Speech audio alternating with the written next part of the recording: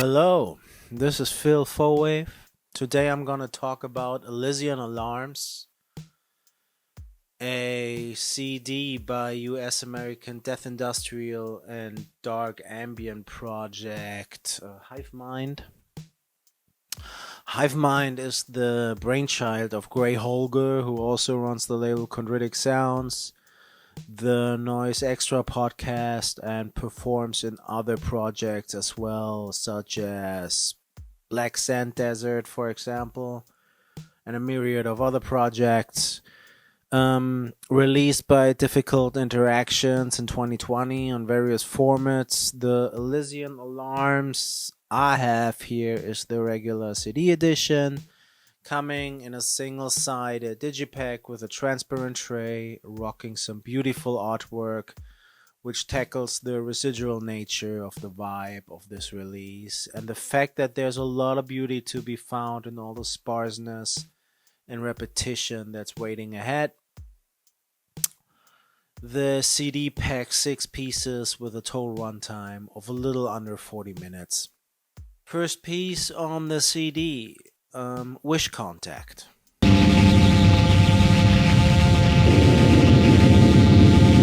song starts with a foreboding mid-heavy synthesizer pad that sounds like a gong being suspended in time, interspersed with noise flickers that distort and shift the whole picture in erratic intensity, while bass-heavy swells form a monolith, like a black body of tar in unfathomable forms and shapes right there in the piece, that swallows all the elements until it's essentially consuming itself.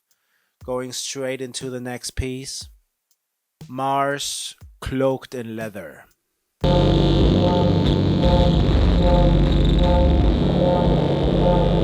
Mumbly residue of the previous piece forms the base of the beginning of this track, while electronic synth sounds bring an image of electric circuits or swords working in tandem and mechanical precision. There's nothing even remotely human-like in this piece. Not meant in that the music sounds artificial or sorts, but it seems to be intentionally devoid of emotion and affected dynamics. It's composed in a very meditative fashion, in that there's just enough progress in the piece to keep you engaged for the whole 10 minutes. This song is long. Components grow in size and range without the listener even realizing, really, having them become one with the machine in a seamless way, while new sound elements creep in such a subtle way, which almost feels like I am unknowingly being rewired. It's a remarkable piece. It basically just breezed by, having me perfectly entertained while I couldn't tell you what I felt while listening to it. It felt primal and foreign at the same time. Third piece on the CD, Come Alone.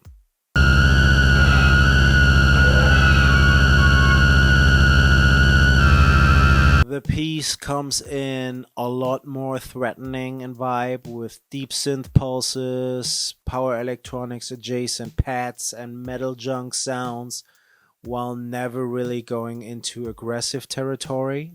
It forms somewhat of a dichotomy to the previous tracks, in that it sonically portrays a glimpse behind the curtain or underneath the surface, where heavy machinery is at work and pumping and pipes are steaming. The piece basically shows where the grime is. It is hypnotic nonetheless, albeit on more of a more grating note. It's heavy and dense, but also needed to keep the balance after the previous music that had my mind wandering like in all different directions. Fourth track, The Roses in Bagatelle Garden.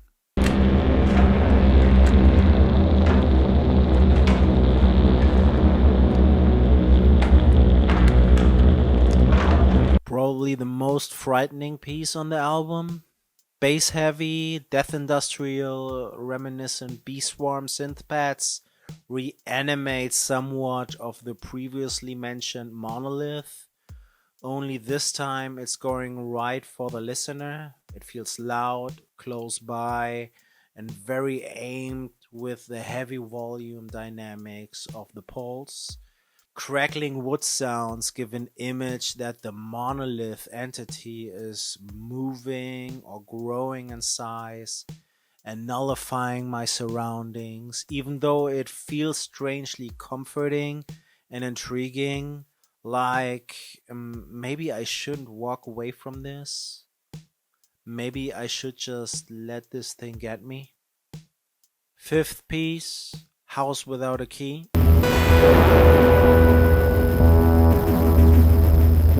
Synth echoes and a somewhat melodic lead make this piece feel large, bright, warm even. Like I transcended after the heaviness of the previous tracks and now I am new. I can breathe with a new mind and spirit. There is movement with various LFOs going on, windy swooshes and sounds that play in both low and higher registers. It's by far the liveliest piece on the CD and gives a hopeful kind of feeling.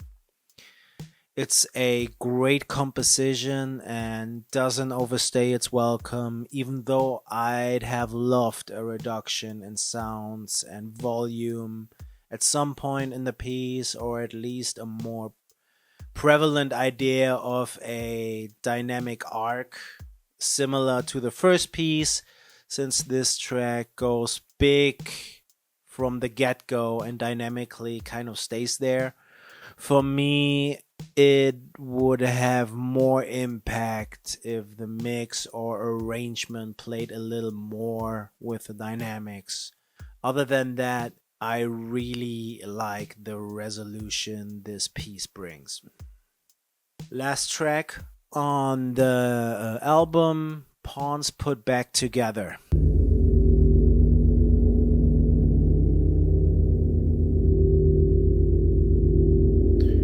Another monolithic piece, muffled mechanical droning that washes over the listener. In a positive way, this song feels kind of like a derivative element of the previous track, by that it is being so different in sound, but at the same time forming a perfect dichotomy to the Ascension House Without a Key brought, with the previous track giving a feeling of light and freedom, and Pawns Put Back Together being the sonical equivalent of being tucked away comfortably in the dark. I do like this piece a lot, and with it being the shortest in length, with 3.5 minutes, the whole narrative feels kind of unfinished. I feel like the artist could have let the last track play out a little longer. Yes, track 6 is monotonous in vibe, but in a good way, and it sounds ambiguous and interesting enough to carry the feeling of slipping away into the void for a whole lot longer. General feeling. Hive Mind creates a very unique feeling on this release, and I really, really love it.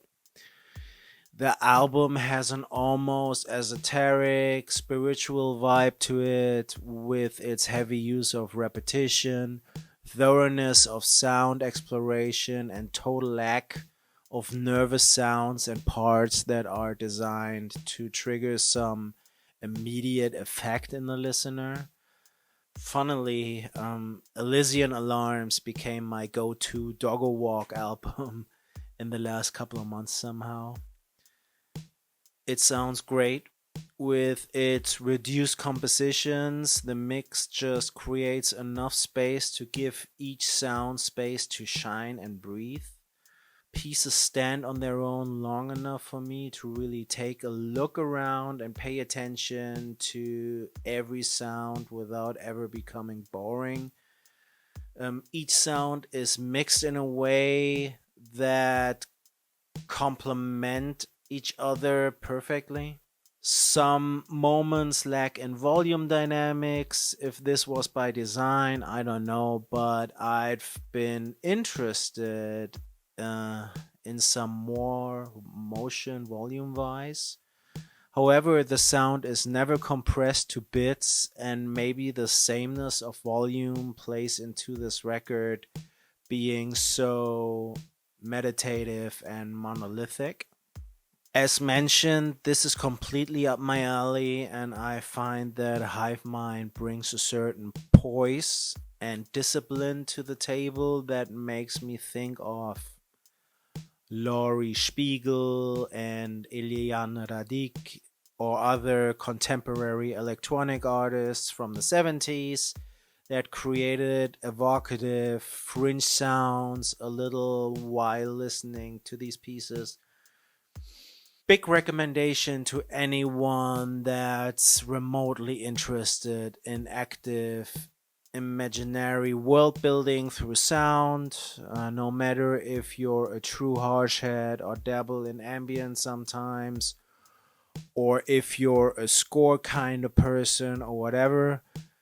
I think there are so many entry points to this record for people to get something out of it and maybe use it to dive a little deeper into this kind of sound that manages to exist somewhere else than in a realm that dictates the images the music transports. Thank you, Hive Mind, for the album, and yeah, thank you for watching.